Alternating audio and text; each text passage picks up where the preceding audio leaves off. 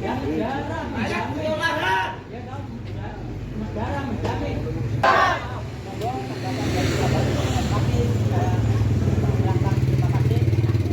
Assalamualaikum warahmatullahi wabarakatuh.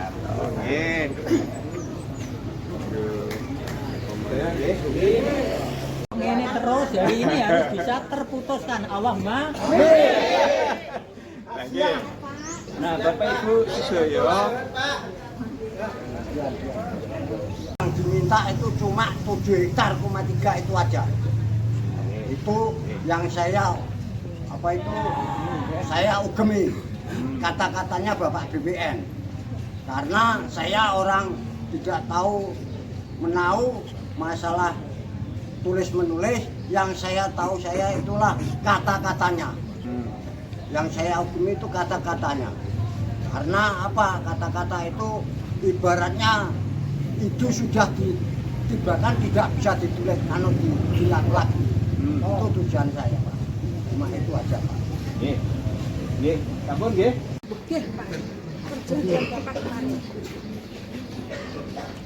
Saya minta mau kembalikan hak tanah di Desa Pundarjo tinggalan nenek moyang kami.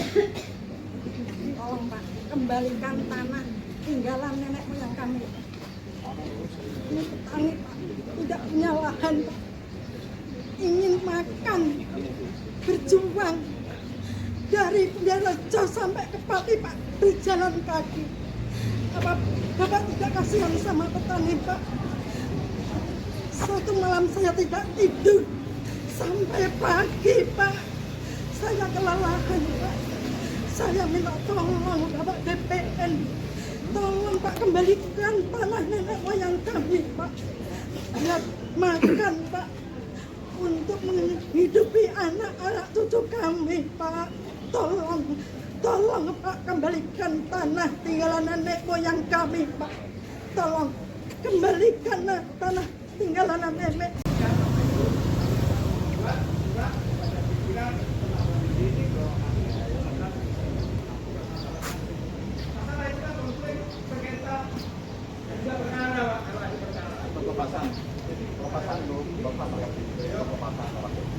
Kemana?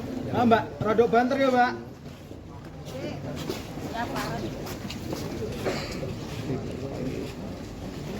Cerita singkat masyarakat petani Pundarjo Germapun untuk memperjuangkan lahan nenek moyang yang dirampas PT LPI atau PG Pakis. Aksi Laku Malaku merupakan bentuk upaya warga untuk memperjuangkan kembali tanah nenek moyang mereka yang dirampas oleh PT Laju Perdana Indah atau PG Pakis, sehingga membuat kondisi petani Pundarjo terjerembab dalam lubang kemiskinan struktural. Laku Malaku mempunyai makna perjalanan panjang petani Pundarjo dalam memperjuangkan lahan garapannya yang dirampas PT Laju Perdana Indah atau PG Pakis seluas 7,3 hektar. Konflik agraria yang menimpa petani Pundarjo yang berlarut melahirkan persoalan-persoalan sosial ekonomi yang menimpa petani Pundarjo. Konflik agraria di Pundarjo bermula ketika peristiwa perampasan lahan pada tahun 1965 oleh sekelompok perintis dari Rumpun Sari Diponegoro melakukan pengusiran terhadap petani yang sedang melakukan aktivitas penggarapan di lahan nenek moyangnya yang terletak di Desa Pundarjo. Pada saat itu petani diancam akan dicap sebagai anggota salah satu partai politik. Hal tersebut membuat petani takut dan tidak berani menggarap lahan. Pada tahun 1973 sampai dengan 1994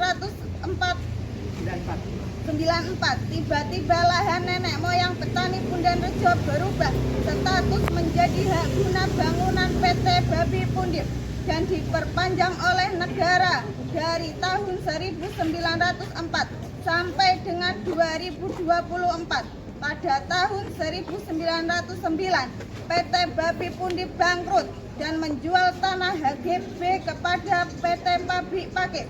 sejak tahun 1973 sampai tahun 1909. Tanah nenek moyang petani Punden Rejo yang diklaim HGB oleh perusahaan tidak pernah digunakan sebagaimana mestinya.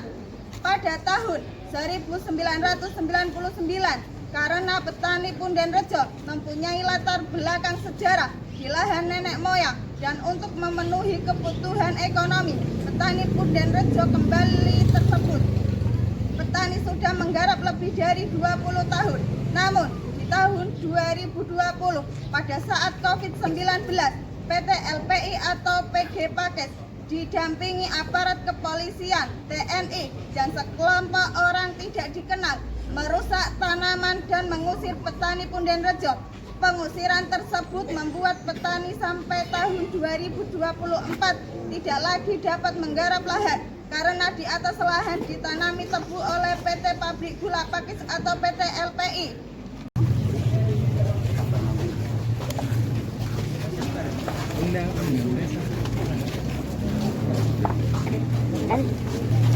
Mbak, namanya siapa Mbak namanya? Endang.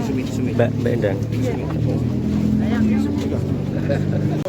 Desa Punden Rejo mengucapkan terima kasih atas partisipasi daripada bapak-bapak untuk apa mengamankan daripada perjalanan warga desa Punden Rejo ini untuk menuju ke BPN. Alhamdulillah sampai detik ini atas ridho Allah SWT dalam keadaan sehat walafiat. Tadi sudah disampaikan oleh ketua kelompok petani Germapun yang dimana tadi cabut HGB PT Pabrik Pakis di lahan nenek moyang petani Punden Rejo yang disalahgunakan. 2. Tolak segala bentuk izin baru PG Pakis baru PT LPI di atas lahan nenek moyang kita, nenek moyang kami. Stop segala bentuk aktivitas oleh PG Pakis di atas lahan nenek moyang. 4. Mendorong Kementerian ATR BPN RI untuk segera mengembalikan tanah nenek moyang petani Punden Rejo yang dirampas PG Pakis PT LPI. Mari daripada apa yang disampaikan oleh ketua tadi, hanya saya titipkan Pak BPN bahwasanya pada waktu kita tanggal 20 Desember 2003, waktu itu kami ketemu pada Bapak Bupati Pati, pejabat Bapak Bupati, bahwasanya saya memberi masukan mengapa tanah yang hak guna bangunannya itu sampai dengan 2024 bulan 9 di situ kok ada letak statusnya itu bisa hijau. Disinilah saya itu mengkhawatirkan bahwa akan ada usaha-usaha untuk bisa menjadi tanah tersebut adalah hak guna usaha lainnya atau hak guna pakai lainnya. Ini yang kami khawatirkan. Untuk itu kami sangat berapresiasi kepada BPN Pati. Semoga apa yang dituntut oleh warga masyarakat Punden Rejo ini bisa terkabulkan. Sekali lagi, jangan sampai kalau diperpanjang sudah tidak mungkin lagi diperpanjang. Karena nanti akan tabrakan dengan PP nomor 18 tahun 2001. Tapi ada Perda nomor 2 2001, disinilah letaknya kami sampai menyampaikan kemarin ke Komnas HAM, kita ke Komnas HAM untuk minta saran dan pendapat andai kata ada tindakan-tindakan aparat atau tindakan-tindakan yang di luar daripada kemanusiaan sudah kami sampaikan hari Senin langsung kepada Komnas HAM tingkat Republik Indonesia. Untuk itu kami minta jawaban dari BPN Pati untuk bagaimana supaya tanah tersebut sekali lagi tanah tersebut jangan sampai ada usaha untuk menjadi hak guna usaha atau hak guna pakai dan sebagainya, harus dilepas untuk kepentingan rakyat kecil.